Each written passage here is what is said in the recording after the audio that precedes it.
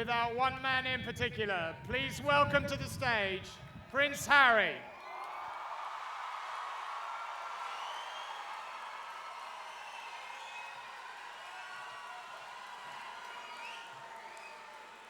Good evening, everybody, and welcome to Kensington Palace. This is the last speech, I promise.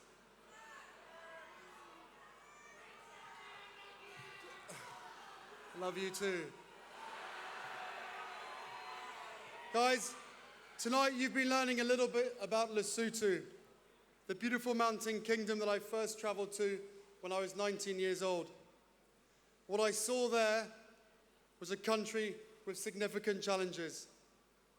Some of the world's most vulnerable young people robbed of their childhoods, forced into work due to extreme poverty, and the loss of one or both parents to the devastating HIV/AIDS epidemic.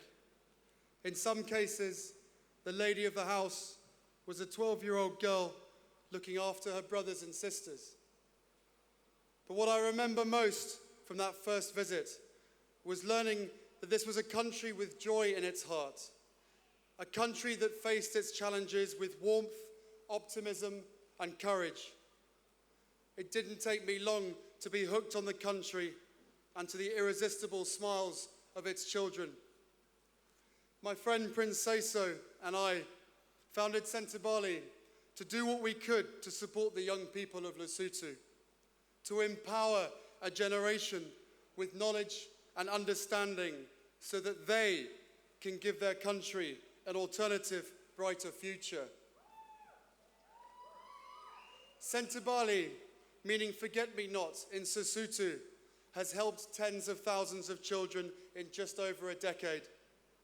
We focus on not just making sure children with HIV get the medical treatment they need, but the emotional support and empowering knowledge that is so vital for their long-term health and prosperity.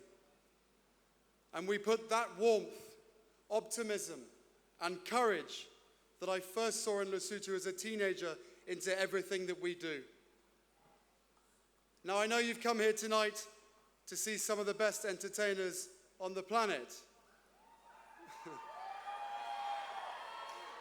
But I want to take this moment to give you something to think about, just quickly. If you have been moved by the stories that you've heard, please commit to taking just a little bit of time to learn about the fight against HIV in places like Lesotho, throughout Africa, and here in the UK as well. This is a topic that has drifted from the headlines, but remains an urgent challenge. In Southern Africa, the epidemic remains the biggest killer of adolescents. Here in the UK, more people have the virus than ever before. What we know is that HIV is a virus that thrives off silence and feeds on stigma. Every single one of us has a responsibility to educate ourselves, to do what we can to speak out, stamp out the silence, ignorance, and fear that the virus needs to win. We must follow the example of the young people of Lesotho and meet one of the great challenges of our generation with optimism, energy, and openness. That's what tonight is all about. When people come together for a purpose, we can achieve extraordinary things. Lastly, while I've got your attention, I'm so pleased to have the support of all the great acts here tonight to help raise awareness of this work. Thank you to Joss and the choir. Thank you to George. Thank you to Nikki and Vince. Thank you to Laura and Alicia.